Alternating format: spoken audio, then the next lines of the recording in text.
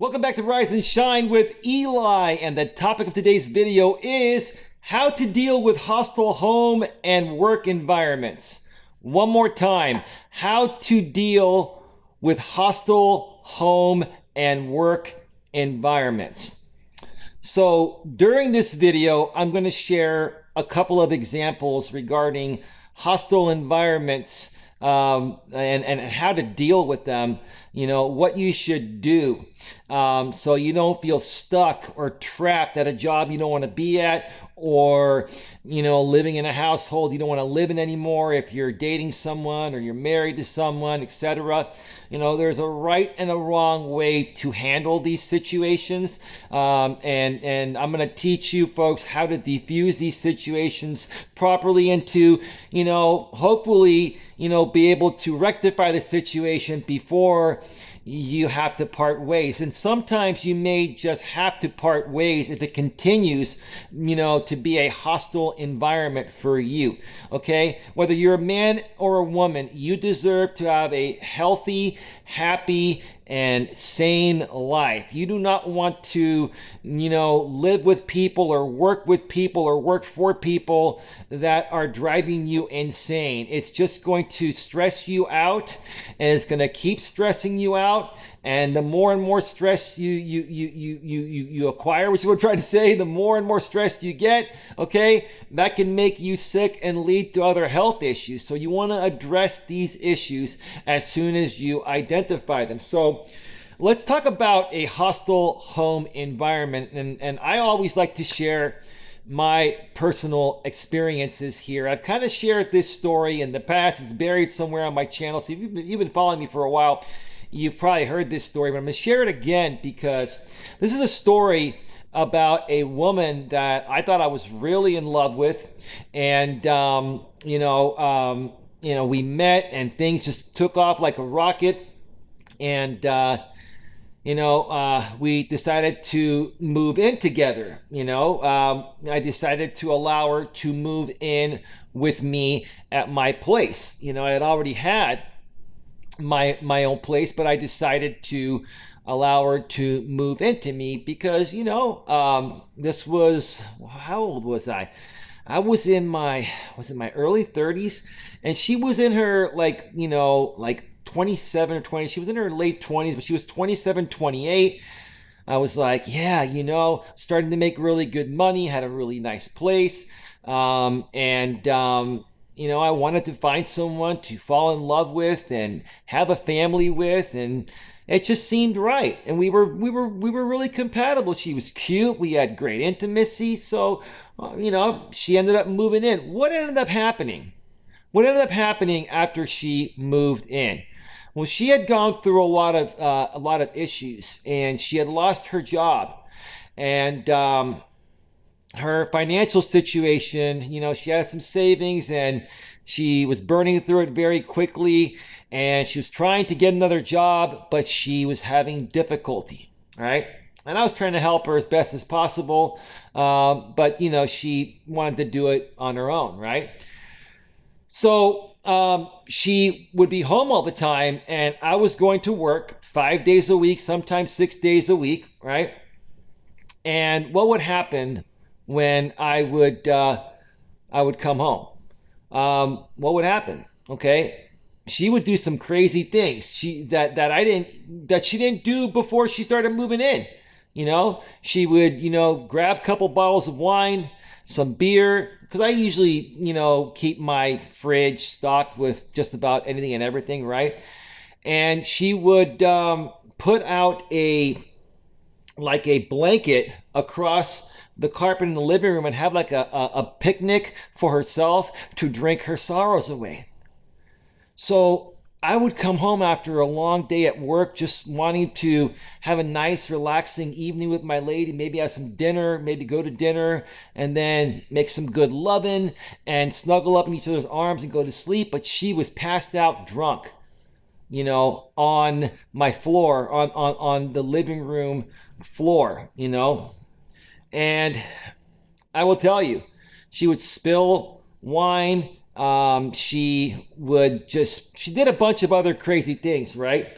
And every time I would try to talk with her about it, she would get extremely triggered, and she would just, just be very unpleasant to be around, right? And I finally ended up talking with her, and she kind of got a little bit better for a little while, but then it started back up again. And after about, when she started doing this, after about a month or so of her doing this, I had enough. At that point, I was paying the entire rent, myself. And she really wasn't contributing anything at that point, because she still wasn't able to find a job, etc., right? And I basically told her, I said, we're done, and I need you to pack up your stuff and go. And she goes, where am I going to go? I said, well, you got to figure that out on your own. I just can't have you here anymore. Okay? Both of our names are on this lease, right? But you're going to ruin my credit, and I can't take a chance of this place getting ruined. And she was getting even more and more triggered, right? But she ended up grabbing her stuff, and at that point I was living at a place that had 4 stories. I was on the 4th floor, and there was an elevator, and you would walk out of my apartment, and then there was an elevator, and as she was running out to go to the elevator to leave after she packed everything, I asked her, I said, where's the key? She was in the elevator, and she tried to throw the key, but she threw the key, and it fell. She didn't throw it too far. It kind of fell out of her hands. It kind of dropped downwards. She kind of threw it like this, and the key ended up falling down the elevator shaft. So the key was lost. Fortunately, they didn't charge me for that key because the rent was not cheap at that place anyway. And so she ended up leaving. And what ended up happening? Well, I found out a year down the road, she looked me up on social media, and she saw how well I was doing. And she goes, well, you know what? This is about a year and a half later, so I know this was not my kid. She got pregnant by some other guy, and the guy left her, and she had a kid. Boy, did I dodge a bullet there, right? But initially, when I first met her, she was great. She had a great job. She looked good. Everything was great. But all of a sudden, she flipped, right? Okay, and that can happen. So that created a hostile home environment for me. It wasn't a pleasant situation for me at all. And so I had to find a way to, remove her from that situation. Now, to make a long story short on this, it was a pain in the ass to get her to get her off the lease, and they needed her to come in and sign a piece of paper to get herself off the lease. But I told the front office at that point that she's nowhere to be found. Is there anything that we can do to just, I can sign something, I can write a statement, whatever it is, right? So they ended up waiting another 30 days, and then they allowed me to write a statement explaining what happened, and then they removed her off of the lease. And so, man, I'll tell you, dodged a big, huge bullet there. But guys, if you're in a situation like that, or ladies, if you're with a guy that's doing something like that and creating a hostile home environment for you, don't put up with that. You got to take action, and you got to remove that person out of your place and let them go. And I know how hard it can be, because sometimes people have nowhere else to go, right? But that's not your problem. And the people that have nowhere else to go, should have thought about that with the way they were behaving before behaving that way that got them kicked out, right? Okay? So that's the first story right there. Now let's talk about hostile work environments. I did a live stream last week regarding retail assistant store managers are some of the most abused employees, in the workforce, right? And they are, okay? And I'm kind of going to share a little bit, about, hostile work environments, what creates them, and how to avoid them. Number one, my best advice, guys, do not date women that you work with. Do not flirt with women that you work with, right? Many reasons for this, right? But the main reason is, okay, if you want to have a happy career at the place you work at and you don't want to risk being fired for sexual harassment, do not flirt with women from your work. And if they approach you, I would just say, hey, you know what? You seem like a nice person, but I don't mix business with pleasure. Unfortunately, I don't date people that I work with, but hey, down the road, if I'm working a different job or you're working a different job, and we run into each other again, which is what I'm trying to say, then I'd be open to it, right? Okay. Because what happens if you date someone, if you're a guy and you date a woman from your work, right? And you're dating her and you realize she's not the right person, right? She's going a little crazy. Maybe she's a little too needy. Maybe she wants too much of your time. Maybe she suffocates you, right? Okay. And you break up with her, then you have to deal with her at work, right? And sometimes, because women are emotional beings and they respond to everything emotionally first based on how they're feeling in the present moment, sometimes, when women are dumped in that way or let go in that way, they want to retaliate to get back at you. And what's one of the best ways for a woman to retaliate is to try to get a guy fired for sexual harassment, when the truth of the matter is she's just angry and bitter that he broke it off with her, right? Okay? So guys, you do not want to put yourself in a situation like that where, hey, you did nothing wrong. But if a woman goes to HR that you're working with and says that, he sexually harassed me and this and that, they're going to suspend you automatically. And they're going to investigate you. And more than likely, unless you have some concrete video proof that nothing happened or something like that, they're going to fire you, right? Don't put yourself in that position. That's one example of something that creates a major hostile work environment, right? Other hostile work environments I've noticed, okay, when you're working in the corporate world, one of the things that bugs me the most, and I've talked about it many times, and this used to happen to me when I worked in the corporate world. I worked hard. I took a lot of pride in my jobs. I learned everything about my jobs, and I, learned everything, at a top level, to the point where I could even recite the employee handbook. That's how well I would learn every job I was at, right? And I was always looking to move up and get promoted. But what would happen?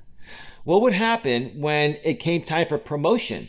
When it came time for promotion, I would put in for the promotion, and I was the best qualified for it. I knew it, and most other people knew it. But what would happen?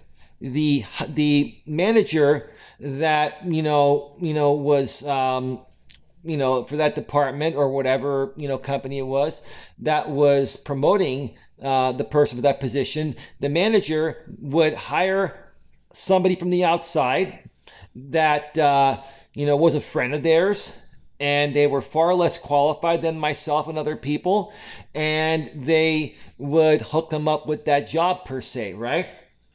And when I saw that happen many times before I got promoted, it was very triggering, and it was very frustrating for me and other employees that were working hard and wanted to get these promotions. And we were more qualified than these people that were hired from the outside. But again, these people from the outside were hired and given these jobs instead of us getting promoted internally, because the manager that was promoting for that position was hooking up their friends. And so that really ended up creating tons of hostile work environments. And in that situation, I mean, you really only have two options, right? This is something that many people deal with. And I've said, in the past, when you're working for someone else or the corporate world, getting promoted is more so about who you know, not what you know. Now, if you know the hiring managers or the promoting managers, right, and you're the best qualified, then boom, you're going to get that job, right? But even if you're the most qualified and you're not on a friendly, close bond type of, connection with that manager, more than likely they're going to hire someone else from the outside that they have that close bond with, that may work in a similar industry, but not exactly the same industry that you're working for. For example, if it's a managerial position, maybe the person that was hired from the outside by the promoting manager, maybe he worked for a grocery store, and the job that he hooked him up with is a place that sells, let's just say, electronics, right? There's a difference between being a grocery store assistant store manager or general manager and being an electronics store assistant store manager or general manager. They're two totally different fields that require different skill sets and qualifications, right? And so when, myself and others are more qualified in this industry, and someone from the outside gets hired, instead of us being promoted, that comes from a different industry, but they get the job just because they've had managerial experience, and the fact that the promoting manager is their friend, it's really frustrating, and it does create a hostile work environment. So you have two options. You have two options in that situation. Number one, you can suck it up, keep doing your job, and keep getting passed up until one day the epiphany hits that promoting manager and they promote you, or maybe that manager leaves, gets transferred somewhere else to a different location, or goes to a different job and another manager comes in and promotes you. Or at some point you're going to have to decide that, hey, you know what? It's just not happening here for me at this company. I'm going to start looking for another job. And, I'm going to be very clear with my intentions with the hiring manager, on why I left. Now, and if you're going to get another job, you don't want to come off and say, well, I quit because there's a hostile work environment and, the hiring manager is hooking up his friends externally, promoting from the outside instead of, promoting us internals.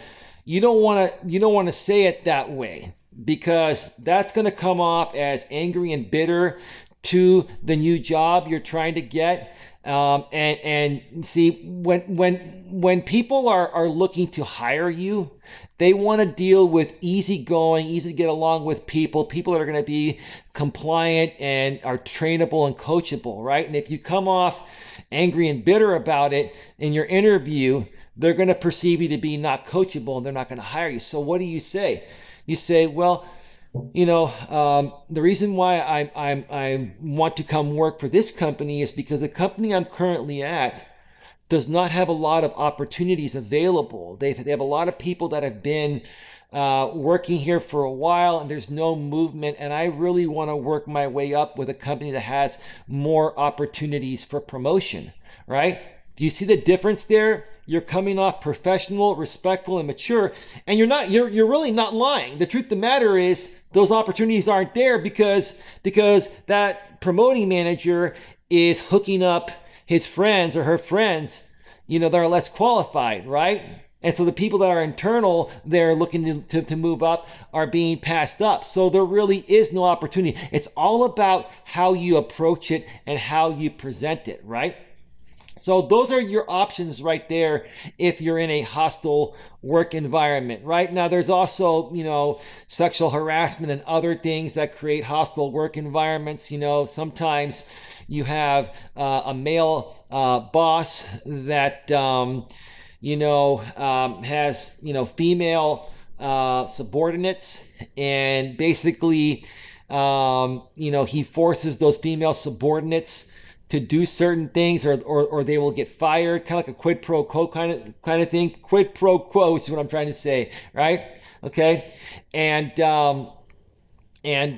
you know, in that situation, okay, and ladies, if you're in that situation and you know you feel like you're gonna get fired if you don't do certain unethical or you know unlawful things for your boss, okay, honestly, I would report that to human resources immediately, and if they don't do something about it, then you know I would just quit that job. You know, some other people would say, yeah, you know, file a lawsuit. Yeah, you could try to do that and see if you can find an attorney you can afford, or if an attorney will take it pro bono, right?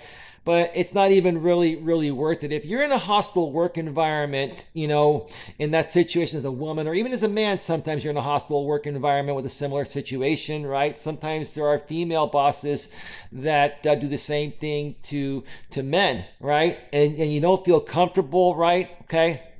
Okay, you got to take some action, and you know you got to basically get out of there and find a different job. Get yourself out of any hostile situation because it's going to drive you crazy. You're going to be overly consumed with it, and you're not going to be able to enjoy life. And quite frankly, you'll be stressed out all the time, which is going to eventually make you sick and deteriorate your health, and you don't want to get to that point. So that's how to deal with hostile home and work environments. And that's where I'm going to wrap up this video here today.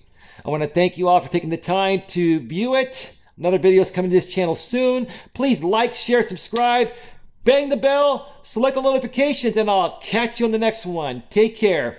Bye-bye.